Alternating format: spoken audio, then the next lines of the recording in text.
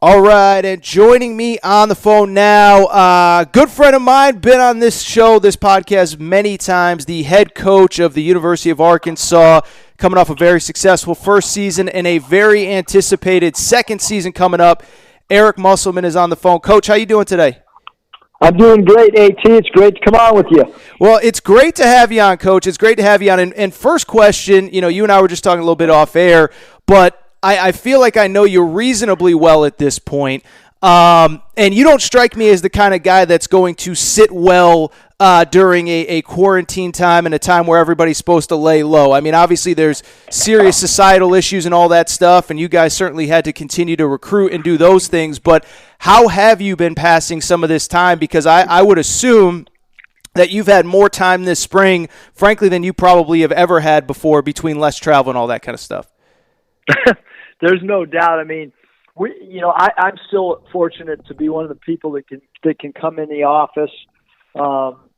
We have a small number of guys that come in with me. We have a think tank every morning. We do social distance, in the office, but we talk about different ideas. Right now, we're studying the Milwaukee Bucks and their early offense, and going to take some concepts from them. We've been doing virtual recruiting with virtual calls and virtual tours with recruits. But I will say, Aaron, like in the last 48 hours, it's frustration for now kind of patience and frustration. And it's like, kind of want to just hope that we can get back to some normalcy as quick as possible. Yeah, 100%. And, obviously I talked a little bit about kind of everything that's going on in the football perspective before you came on. But it is crazy, and I'll speak so you don't have to. It is kind of just wild, that schools are already canceling classes on campus here in May when we have really, almost, 3.5, 4 months before kids need to get to campus. I guess I would kind of just ask you off the top, I mean, is there any plan in place yet for the University of Arkansas? I mean, I saw your AD kind of loosely said that he hoped to have the football team back on campus in July or whatever. Is there anything concrete yet for you guys, or are you just waiting like everybody else for clearance from above? Yeah, we're just waiting. Hunter Yurachek, our athletic director, does an incredible job of keeping us informed. And we had an SEC basketball head coaches meeting yesterday, and the commissioner of the SEC was on with us. And we a lot of Zoom meetings to keep us informed. Obviously, here at Arkansas, we are talking or discussing about protocol of what will happen if the players from certain sports are trickling in on campus, maybe even as early as June 1 or July, and not for official practices, but just maybe potentially, players that live in the area to open up the weight room. But again, it's from a timing standpoint, things change daily. Yep. So, we have no idea really what's going to happen. And, I know that, I have a son, Matthew, who's a freshman at the University of San Diego. And it really hits home when you're coaching college athletics, or you have a son or a daughter that is now taking classes all online. When I know for my son, there was a great deal of excitement. His second semester, he had kind of gotten over his homesickness of what you go through your first semester, and then bang, all of a sudden, that thing gets cut short. And then you're excited about summer school and doing it in person. And, so much of the college experience is being away from home and waking up, going to class, being on time, learning responsibilities away from home. And so for college age students right now, all that stuff has been taken away.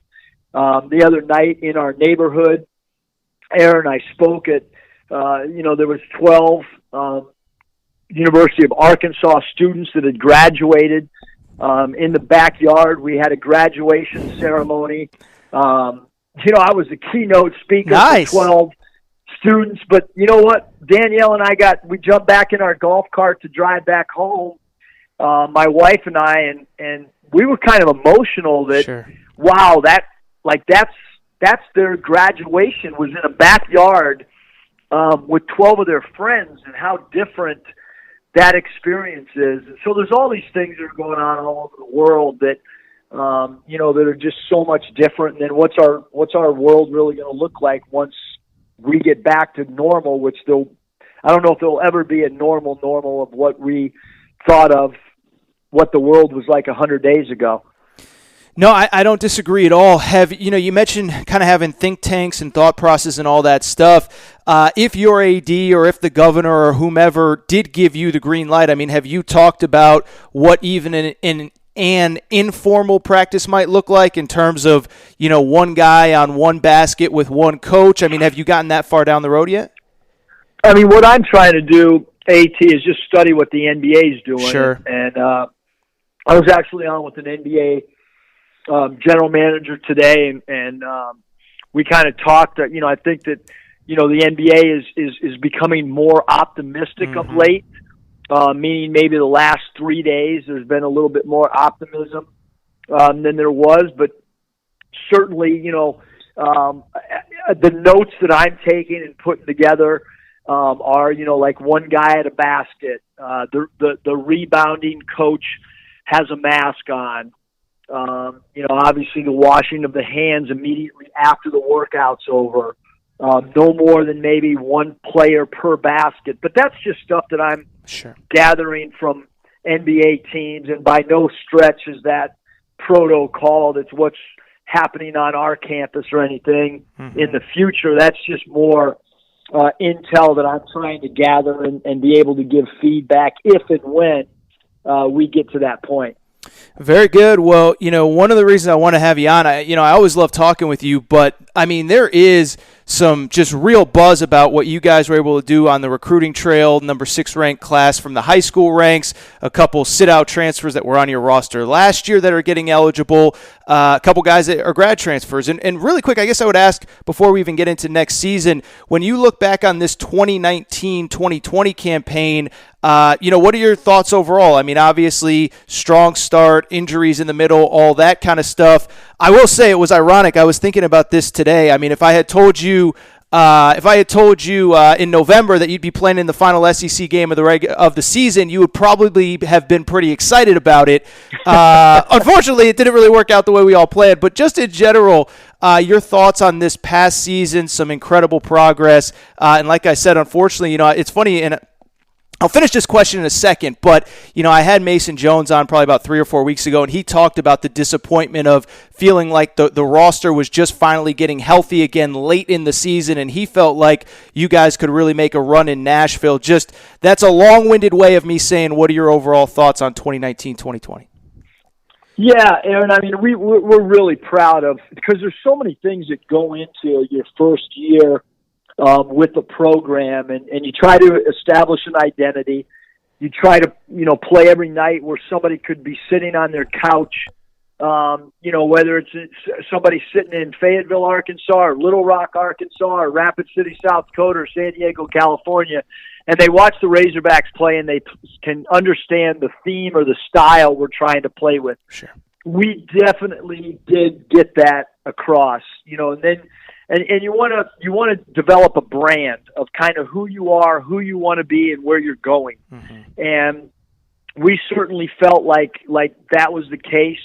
I think you want to try to create with the recruits, like, is Arkansas a cool place to go? And so you try to distinguish yourself in different areas, whether it's recruiting or social media or branding of the program. All those things become all-encompassing, and then you want to generate as much excitement as you can with your fan base, your alumni, your boosters, and our attendance just kept growing and growing and growing throughout the year. And the environment at Bud Walton Arena, way before I got here, that place is rocking. But we got to the point this year where we felt like we really had an incredible fan base that got behind the team, that respected the team. Even on nights that we lost, we had so many gut-wrenching last-second games that we just came up slightly short. But people got their money. When they came and watched us play, they got their money's worth of a team that put forth incredible effort, energy, played with great enthusiasm. So I look back to get 20 wins. We had a great year. We already knew we had a short roster coming in. We were one scholarship down. We had 3 players sitting out, so that's minus 4 scholarships. Arguably one of our best players, if not, the most impactful guy in our team. And in Isaiah Joe went down for 5 games. And it wasn't just the 5 games that he was down with his knee. It was also the games that he played on a knee that was not healthy. So, yes, couldn't be more proud of the team. Guys took incredible strides from a player development standpoint. Roles increased. You mentioned Mason Jones, who went from like a 13-point score to lead the nation in free throws attempted, free throws made, was co-SEC Player of the Year. So a lot of really, really good things from a player development standpoint. Individually, our guys grew. And then I also hope that our team created a style, and we kind of know going into year 2 how we want to play, although there'll obviously be tweaks with personnel changes as well. Yeah, and I do want to talk about that personnel for year 2. Very successful kind of grad transfer deal, and I know you guys are still looking at potentially filling another scholarship, so you might not even be done. I think you're allowed to talk about the grad transfers. I believe that they're signed. If I said a name, Vance Jackson, would you be able to comment on him? Probably should ask you this before we went on air. I can cut this out, but no. We can talk about. Okay, it. yeah, talk about Vance and Jaylen Tate for sure. Okay, cool. Yeah, for people who don't know, NCAA rules are until you sign an official letter of intent. The coach is not allowed to talk about players that have not officially signed a letter of intent. I see Vance Jackson here on your official roster, at least a press release, so I assumed it was safe. But I should have asked you before. Neither here nor... Well, and AT, the interesting thing is, for a football player or a basketball player or any college athlete, you really only sign one letter of intent throughout your whole career. So what it then becomes for the transfers is just a scholarship paper. So... Okay. Like for our 2 guys, Jaylen Tate, Vance Jackson, that paperwork has been submitted. But it's interesting that those guys, as players, you only sign one letter of intent, and then after that, no matter how many times you transfer or grad transfer, then it's just the scholarship papers. That's really interesting. See, I didn't know that, but that's good to know. Vance Jackson, so I do want to talk about him. He's a guy, listen, and I've said this on multiple platforms, including on this show. I know him very well. I mean, he grew up in Pasadena, California, not far from where I am right now. He went to my alma mater his freshman year, and he's really a guy that maybe I'm putting too much pressure on him, but I really think can be a real impactful player for you guys next year. Sometimes when you transfer up from what is a pseudo mid-major, I think the Mountain West would say they're a little bit more than a mid-major, but it's not quite the caliber of SEC play. Some guys could struggle with that, but Vance, to me, former top 40, top 50 recruit, I'm really excited to watch him with you guys. What do you see out of him? What are you expecting from him? Yeah, I think you bring up some great points, AT, about Vance. I mean, number one, he played at UConn as a freshman. He's a player that at his size, meaning, 6'9", he can play a variety of positions. I mean, obviously, in his career, he's played the 3-4.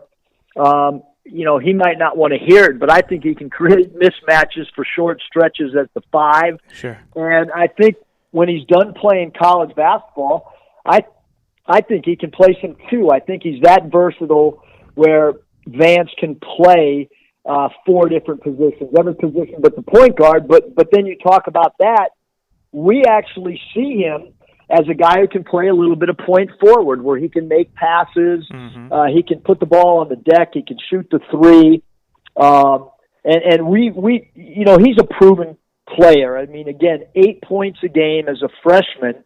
He shot 38%, or actually 39.7% from 3, and made 53s at UConn. Yep. And then he followed that up with 57 threes as a sophomore at New Mexico, and then 53s this year. So he's played 3 years of college basketball and has made 50-plus 3 balls every year. So a guy that's really versatile and should be a player that has a big impact, not only offensively, but also on the backboards. You know, one player that Arkansas fans really have been kind of talking about, for lack of a better term, for over a year is a guy you had sit out last year named Connor Vanover, who began his career at Cal, transferred to you guys, and there was some talk that he could potentially get eligible even last season. It didn't work out. It's a long story that Arkansas fans are probably tired of hearing about, but now that he will get to the court, you know, the Arkansas fans that I talked to seem to be very excited about what he could potentially bring to you guys. For people who might not know, well over 7 feet tall, but can stretch the floor. Just give a little scouting report on him if you don't mind.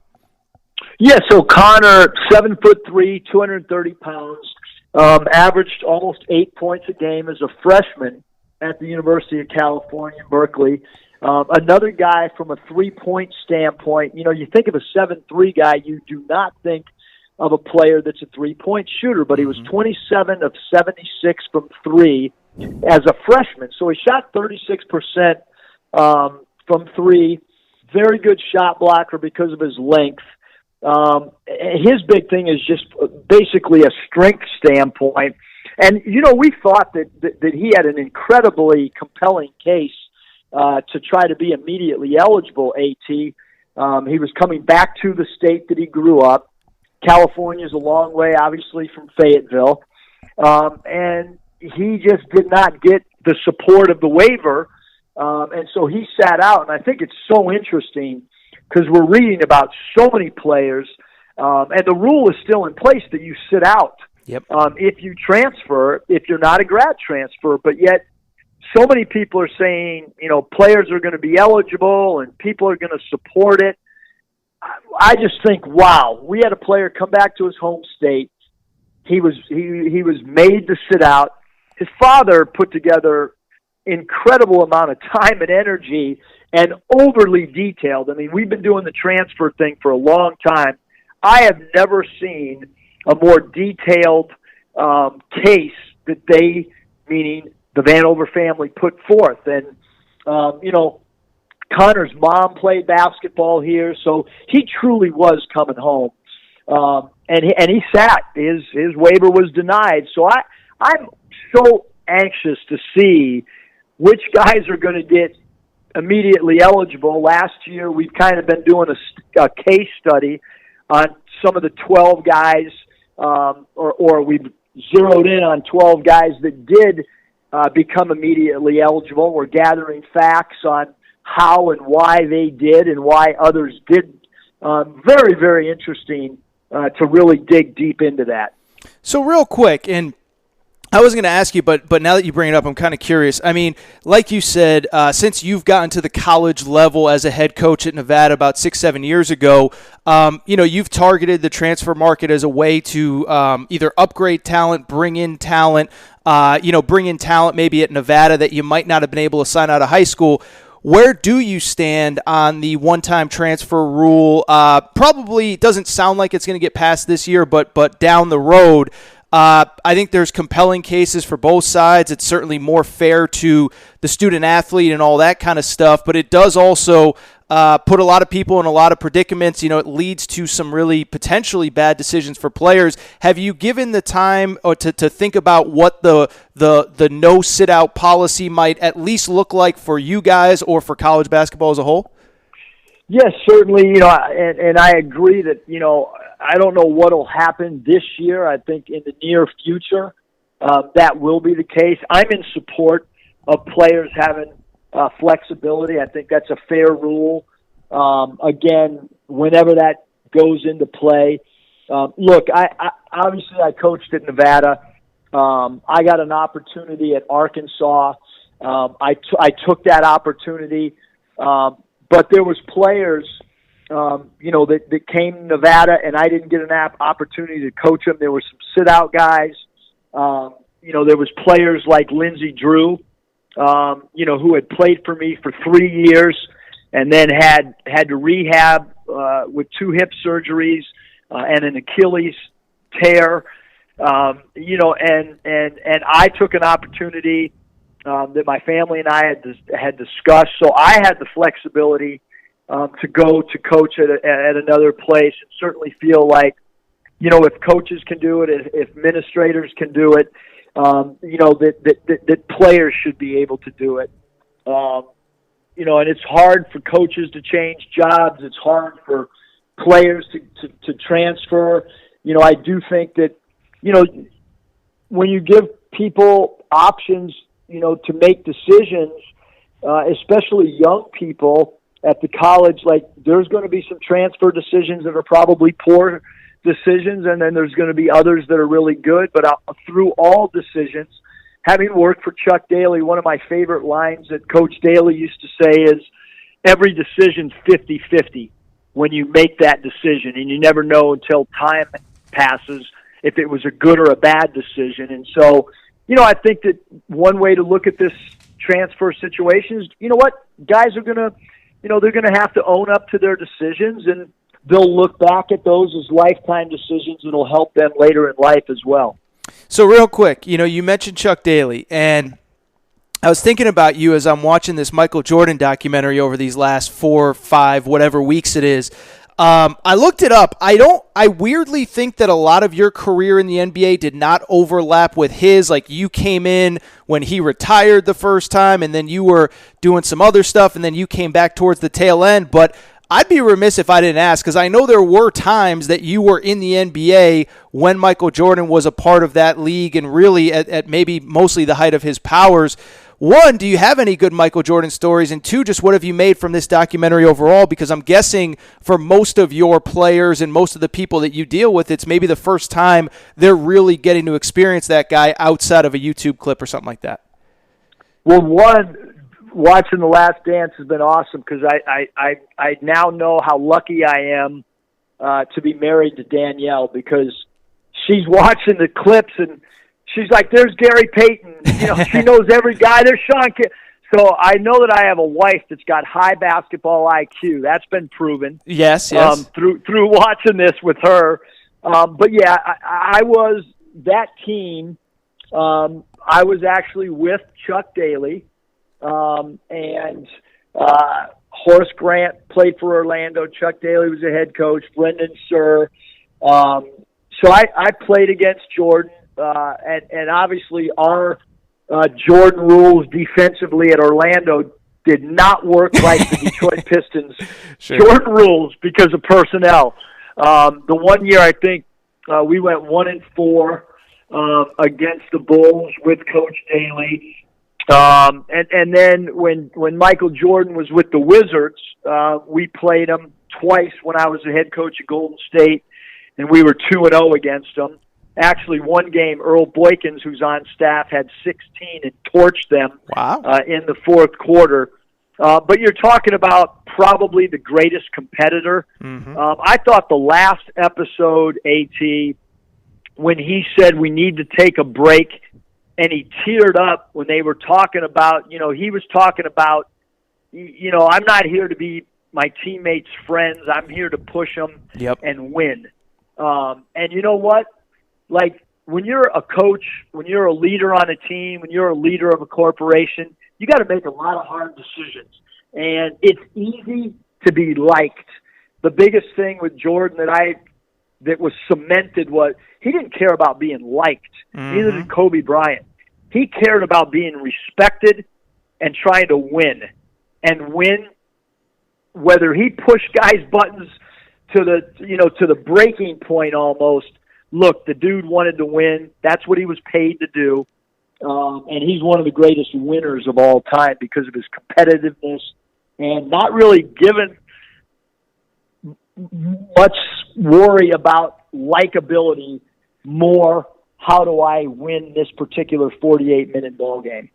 Fantastic stuff. No, and I agree. Have you had a chance to talk to any of your players in turn? Because so I'll just give you an example, right? Chris Broussard, longtime NBA writer, is a good friend of mine. Had him on the show a few days ago, and I asked him point blank. I said, "Do you think any current NBA players are reevaluating, looking themselves in the mirror, and saying like, man, I thought I worked hard, or man, I thought this load management thing where I took off back-to-backs, are they looking themselves in the mirror and saying, I need to carry myself in a different way if I want to reach that ultimate level?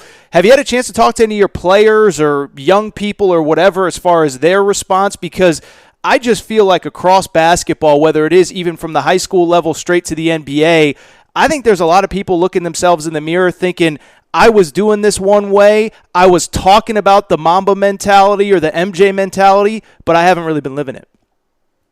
Yeah, I mean, even with my daughter, Mariah, who's 10 years old, because we have had her watch the series with us because I think that there's so many life lessons. Sure. And she might be doing a TikTok dance while it's going on, but at least she's sitting there with us and soaking in some of the things like. And we had Zoom meetings after these episodes with our team. Great. And we talk about lessons, and each guy gets up and talks about what he learned or what was special to him. Yeah, I thought the clip of MJ winning the full court sprints and being way out ahead of people. I thought the what we just talked about, not caring about being liked, but trying to push his teammates. I thought when his mom and the Jordan family's response to MJ being cut from his high school team and no excuses, not transferring to a different high school, not the coach is wrong, but the simple answer of get your butt in the gym and work on your game. That to me has been the greatest lesson through all this. But there's lessons every single episode, multitude after multitude. I mean, it just keeps coming at us. And I just think it's so cool that they had the ability to film all this, that the Bulls, that MJ, that all the players, that management, that Phil Jackson allowed this access.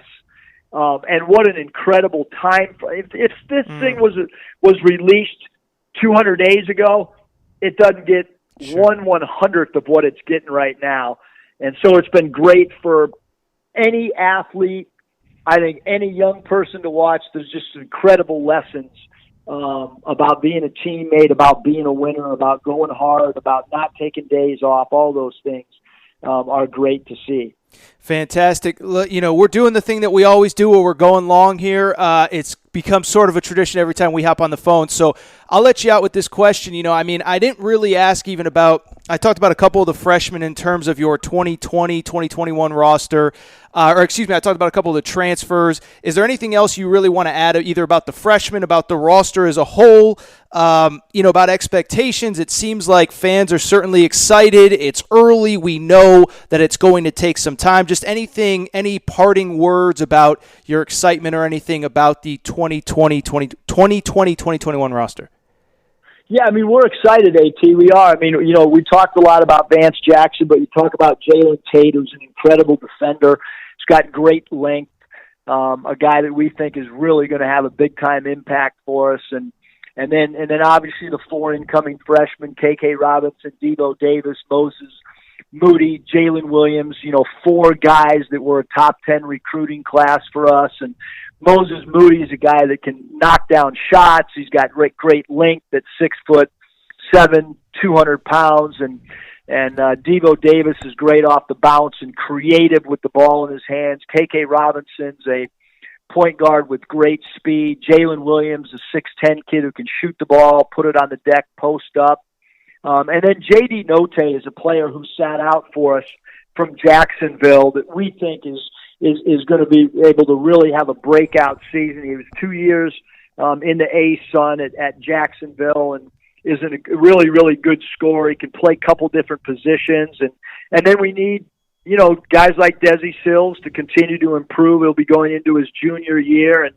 And we mentioned Connor Vanover with his size. So we're excited, but four freshmen is a lot of guys, a lot of young players. I've been gathering a lot of stuff about NBA rookies and about college freshmen in different sports and the ups and downs that can happen and when freshmen hit a wall and how to respond to that. So we've been doing a lot of studies on that because we want to try to educate our four freshmen as well in how this is going to look. And we had two great freshmen that started the whole run at Nevada, Lindsey Drew and Cameron Oliver, two young guys that started as freshmen and carried that success into their sophomore years as well. And everyone talks about the transfers at Nevada, but it was really our coaching staff's trust in two freshmen to let those two guys roll, and they kickstarted that whole thing. So a lot of work ahead of us because we've missed a lot of summer, which a lot of people have, but when you have so many new faces,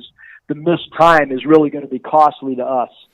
Well, one thing I will say, parting words, I don't know if you saw this, but John Wall, former number 1 overall pick, was on the Matt Barnes All the Smoke podcast, and he said even at some point during his freshman year at Kentucky, he hit a wall and said he wanted to transfer. Something that he told me many years ago, but to hear him say, yeah, my mom had to talk me off the ledge, I wanted to transfer, blah, blah, blah, blah, it shows that it happens to everybody. So it's inevitable. It's just part of dealing with young people. So Eric Musselman, head coach, University of Arkansas. Coach, I always appreciate the time.